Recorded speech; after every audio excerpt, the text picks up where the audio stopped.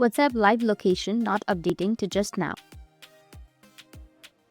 So if you want to fix WhatsApp live location not updating to just now, then what you need to do is first you need to make sure that you have a stable internet connection.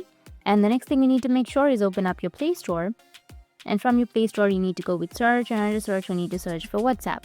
After searching for your WhatsApp, now if you have any updates on your WhatsApp, you need to just go and update it. But if you don't have any updates, then you need to just go back and then you'll find the WhatsApp application. Tap and hold on to it. And then you will have an app info option. You need to tap on app info. Under the app info, you will find the permissions. Tap on permissions, and under permissions, make sure that you've allowed all of the permissions and including location permission. Now, in my case, I've not allowed my location. So you need to just go and allow your location. So go with ask every time or allow only while using the application. You can go with that.